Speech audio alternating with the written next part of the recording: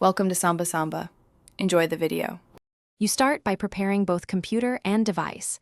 Install Altstore, sign in with your Apple ID, and enable Wi-Fi sync so your device is trusted. Once done, launch Alt Server on your computer and confirm the helper install's completed. Make sure computer and iPhone are on the same LAN. Why? Because Altstore uses local signing and syncing to refresh apps. Now plug the device briefly to finish pairing. Then you're ready to pull app files and begin sideloading.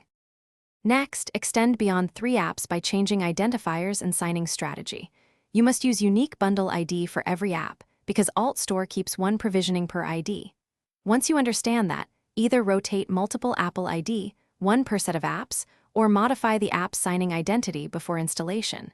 Then drag multiple IPA files into Alt Server or use Altstore's import feature to batch install.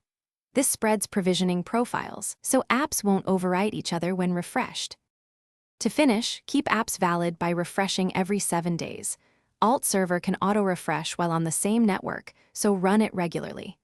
If an app fails to install or one app replaces another, change its bundle ID or switch to a different Apple ID and re-sign the IPA before reinstalling.